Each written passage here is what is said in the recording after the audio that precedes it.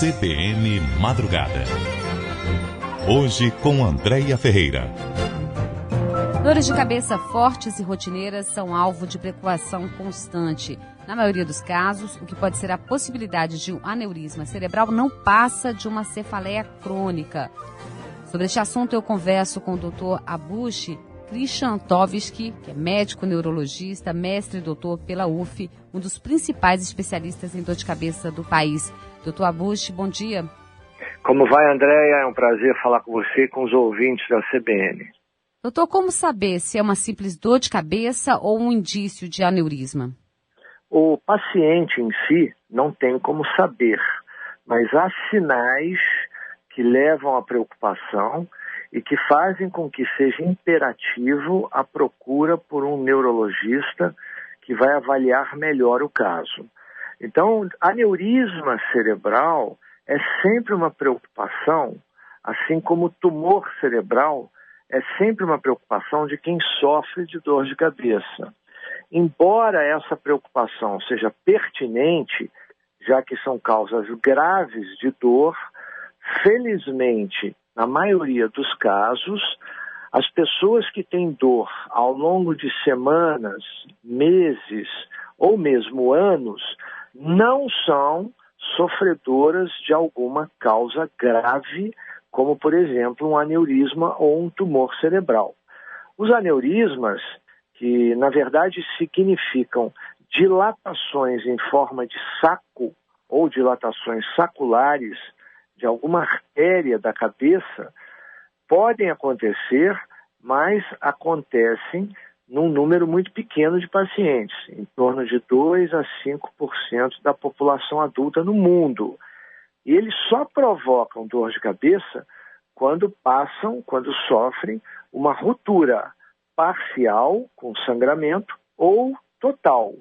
Então a crença, embora comum, de que uma dor de cabeça, mesmo muito forte, mas que se repete ao longo de muito tempo, possa ser provocada por aneurisma ou por tumor cerebral, não passa de uma crença preocupante, mas infundada, já que essas causas mais graves não provocam dor em caráter crônico ou ao longo de muito tempo. O aneurisma cerebral tem sintomas? É uma doença normalmente silenciosa, doutor? É uma doença silenciosa. 2 a 5% de todas as pessoas, todos os adultos, têm aneurismas que geralmente aparecem durante a vida, embora um número pequeno de aneurismas cerebrais possa ter uma causa genética e ser associado com outras doenças, como os rins policísticos, por exemplo, a maioria esmagadora dos aneurismas cerebrais desenvolvem-se ao longo da vida e por várias causas diferentes. O que é um aneurisma?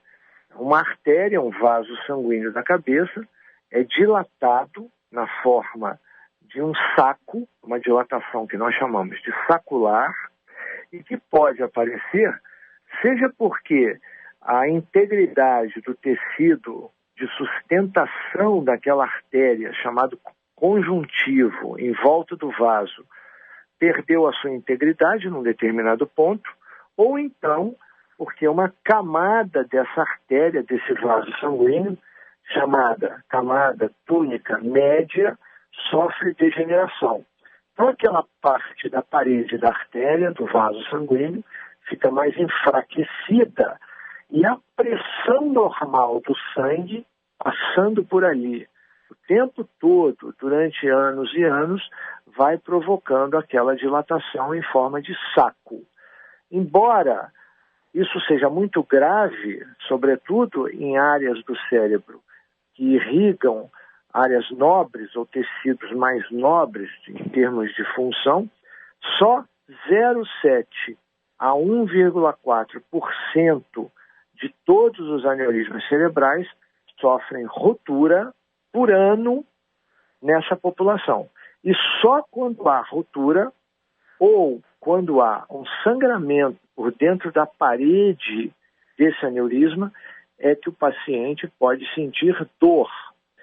Existem casos mais raros ainda de aneurismas grandes, com mais de 8 a 10 milímetros, que dependendo da sua área de localização, podem gerar determinados sintomas. Mas, em geral, é uma doença silenciosa e a maioria das pessoas que têm aneurisma vão trilhar as suas vidas, vão nascer, crescer e morrer sem que aquele aneurisma se rompa. Agora, a pessoa já nasce com esse problema ou desenvolve ao longo da vida? O mais comum é que desenvolva ao longo da vida. E há situações, há doenças que são associadas ao desenvolvimento de aneurismas, como a hipertensão, o fumo, o etilismo, o alcoolismo, as alterações nas gorduras sanguíneas, que nós chamamos de dislipidemias, o diabetes, mas há casos mais raros de aneurismas causados por determinada herança genética, como, por exemplo, o chamado rim policístico, que é associado em alguns pacientes a aneurismas cerebrais também. Então, o mais comum é que o aneurisma seja desenvolvido durante a vida, mas há casos em que ele já nasce com a pessoa e vai crescendo ao longo do tempo. Agora, uma vez que é uma doença silenciosa, a pessoa pode ter, né, desde que nasceu ou desenvolveu ao longo da vida, e viver, como o senhor disse, envelhecer, morrer, até nunca soube. Nunca ter descoberto, exatamente, sem dúvida nenhuma. Eu mesmo, durante um tempo da minha vida, trabalhei um tempo no Instituto Médico Legal, fiz várias necrópsias de pessoas que morriam por inúmeras causas, em inúmeras idades diferentes, e encontrei aneurismas completamente silenciosos que nunca foram diagnosticados ou aventados naquelas pessoas. E o diagnóstico, como é que é feito? O diagnóstico é feito através de exames de imagem dos vasos, chamadas arteriografias ou angiografias. E hoje há angiografias extremamente fiéis, extremamente capazes de evidenciar aneurismas, inclusive pequenos, chamadas angiografias digitais de última geração. Mas isso não justifica, já que são exames caros e incomuns, toda a população se submeter a esse exame para diagnosticar a presença de aneurismas. Então, o que nós fazemos habitualmente é quando o paciente tem 2 parentes de primeiro grau com história de terem descoberto, seja por rompimento ou não, ou ao acaso, a presença de aneurismas cerebrais, é praxe se investigar com esse tipo de exame o paciente daquela família. Agora, isso também é um problema sério. Da mesma forma que hoje se pode fazer mapeamento genético e se descobrirem genes ligados ao câncer, isso não significa que a pessoa vai ter câncer, não se pode dizer que alguém que descobre um aneurisma, inclusive pequeno, 2, 3 milímetros, vá ter ruptura desse aneurisma. Então, eu, particularmente, não sou favorável a investigar a presença de aneurismas apenas porque a pessoa, por exemplo, tem dor de cabeça crônica. Como também não sou nem um pouco favorável a pessoas que têm dor de cabeça ao longo de meses ou anos e que são submetidas a uma consulta demorada, criteriosa e honesta, o que não é o mais comum na prática médica, infelizmente, serem submetidas a tomografias, ressonâncias magnéticas, angiografias digitais, apenas para se evidenciar ou não a presença de uma outra causa. O diagnóstico de dores de cabeça crônicas ao longo dos anos, dos meses, é feito com base na história do paciente e no exame físico completo, e não nesses exames que muitas vezes são feitos apenas para enriquecer quem possui os aparelhos ou para aliviar a preocupação infundada de muitos pacientes. Infelizmente, acaba sendo uma prática cada vez mais comum, né? Mas não deveria ser se as consultas médicas tivessem a duração que tem que ter. A minha, por exemplo, primeira consulta não dura menos de 1 hora. E eu acho que todo médico deveria fazer esse tipo de procedimento. Porque não é possível, em consultas de 10 ou 15 minutos, você fazer uma história clínica completa, um exame completo do paciente, o diagnóstico, plano de tratamento e ainda explicar ao paciente qual será o seu tratamento. Isso é impossível. Isso não existe em medicina. Mas, infelizmente, isso não é justificável e, para mim, não é aceitável. Infelizmente, as consultas duram cada vez menos e os médicos pedem cada vez mais exames para ver se detectam alguma coisa que não detectaram numa consulta criteriosa, o que geralmente não acontece, porque na maioria dos casos o paciente não tem nenhuma dessas situações mais graves. Doutor, e como o senhor falou, né, normalmente em casos apenas de investigação, o senhor não indica um exame como esse. Agora, uma vez feito o diagnóstico de aneurisma, aí também tem que ser avaliado o tratamento, né? Todo o tratamento do aneurisma é cirúrgico, né? E todo caso é indicado isso aí ou não? Não é. Esse é o dilema de muitos médicos.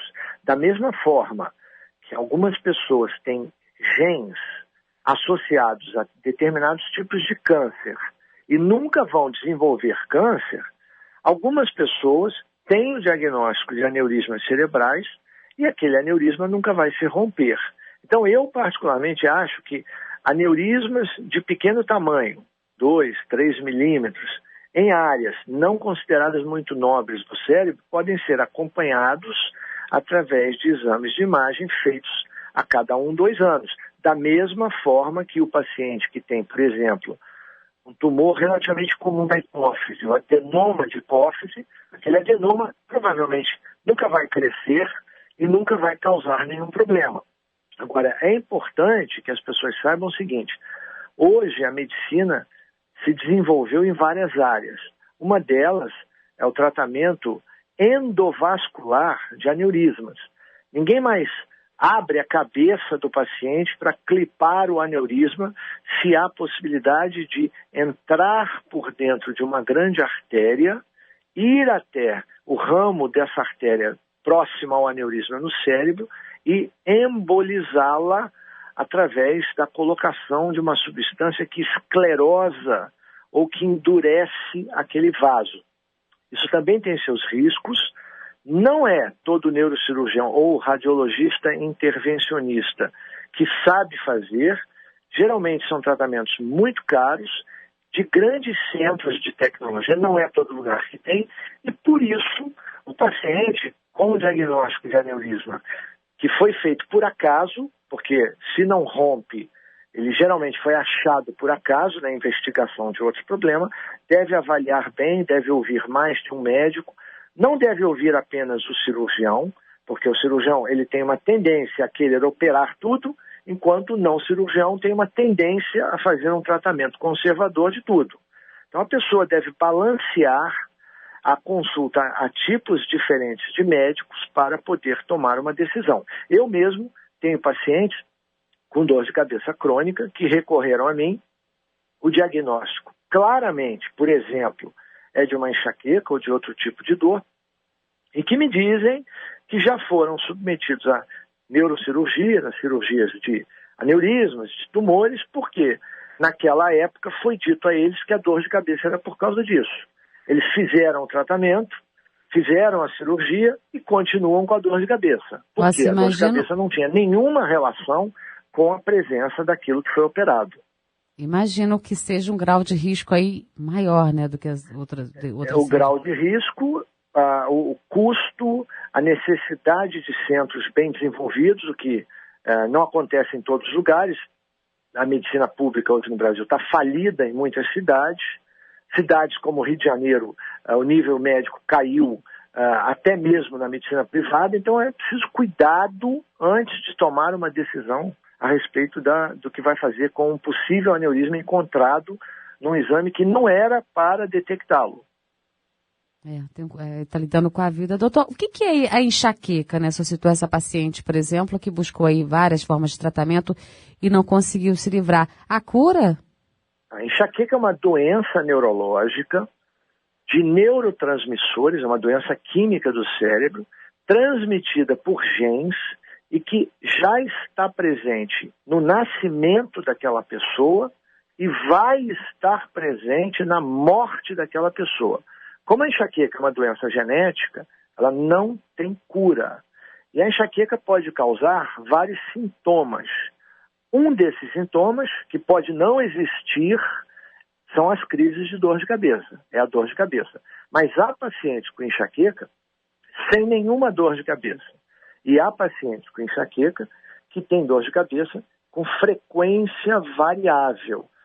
Há pacientes, por exemplo, que têm dor de cabeça da enxaqueca um dia por ano. Outros têm dor toda semana. A pessoa não consegue ficar na claridade, né, com essa dor de cabeça muito forte. Existem crises típicas. O mais típico é uma dor pulsátil ou latejante, forte, que piora com atividades rotineiras e que é associada à sensibilidade maior à luz, cheiros, barulhos e algum grau de enjoo. Essa dor de cabeça pode durar até 3 dias, se não é tratada da forma mais eficiente. Geralmente não é tratada da forma mais eficiente. Muitas pessoas abusam de analgésicos, fazem exames desnecessários e não tratam a enxaqueca como uma doença neurológica de substâncias químicas do cérebro chamadas neurotransmissores. Como a enxaqueca não tem cura, ela requer um tratamento contínuo que pode ser com drogas ou com hábitos saudáveis de vida. Por exemplo, atividade física do tipo aeróbia ou aeróbica, de forma regular, frequente, eficiente, pode ajudar muito quem tem enxaqueca. Vida sexual ativa, regular, hábitos de vida regrados, como comer e dormir nos mesmos horários. Aliás, se dá um valor absurdo a dietas para enxaqueca, isso é uma grande bobagem. Menos de 25% dos pacientes com enxaqueca têm crises de dor de cabeça, que é um sintoma, eventualmente quando comem determinadas coisas. E geralmente não tem a dor. Então, dizer que a dieta ou que testes de alergia a alimentos podem ajudar no paciente com enxaqueca, isso é uma bobagem, que não tem tamanho. Assim como é uma grande bobagem pedir exames de sono, eletroencefalograma, angiografia, ressonância, tomografia, para quem tem apenas dor de cabeça, cujo diagnóstico sugira a doença cerebral chamada enxaqueca. Então, há uma série de coisas que as pessoas podem entender, se informar. Por exemplo, há sites, dordecabeça.com.br, há vários sites disponíveis de acesso livre, com informações que são muito importantes para quem sofre de dor de cabeça, quem sofre de enxaqueca e quem tem medo de doenças graves, como tumor cerebral, aneurisma e outras mais. Tá certo, doutor, só para concluir, tem a dor de cabeça, não sei se existe esse termo, tá? Uma dor de cabeça que a gente costuma dizer quando você está normalmente gripado, quando você está com sono, quando você passa muito tempo sem se alimentar. E aí, você tem aquela dor de cabeça que normalmente passa sem um cuidado até maior, né? Isso não é preocupante, essa dor de cabeça, quando ela é associada a algum problema que você está passando, né? Foi muito bom você ter perguntado isso, porque a atual classificação de dor de cabeça tem mais de 300 tipos. Então, há causas muito simples, como de um resfriado, ou de uma gripe, ou de uma sinusite aguda, ou de um problema de dente, ou de uma série de outras coisas, sem gravidade maior, que também podem causar dor de cabeça. O que não pode acontecer é uma dor de cabeça que se manifesta há anos em caráter intermitente ou eventual, mesmo sendo frequente, ser responsabilizada por problemas de mordida, problemas de dente, de fígado, aventar-se tirar a vesícula para curar a dor de cabeça. Isso também é uma grande bobagem. Então é o que eu sempre digo, o médico consciente que faz uma consulta demorada, que ouve o paciente, que examina o paciente, vai saber qual é a causa e o tipo de dor de cabeça que ele tem. Lembrando que 80% dos seres humanos tiveram, têm ou terão, pelo menos eventualmente, algum episódio qualquer sem gravidade de dor de cabeça. E você lembrou muito bem, um dia estressante, a privação do sono, o trânsito infernal, as dificuldades de se obter um serviço de qualidade, como é extremamente comum no Rio de Janeiro, onde nada funciona e ninguém tem compromisso com nada, isso tudo gera dor de cabeça eventual de muita gente. E não significa que essa dor tenha gravidade. Virou até um chavão, né? Vai evitar dor de cabeça, porque realmente acaba sendo. Doutor Abushi, muitíssimo obrigada pelos esclarecimentos, tá? Um ótimo dia para o senhor. Um grande abraço para você e todos os ouvintes da CBN. Eu conversei com o Dr. Abushi Krinchantovski, que é médico neurologista, mestre e doutor pela Universidade Federal Fluminense, um dos principais especialistas em dor de cabeça do país.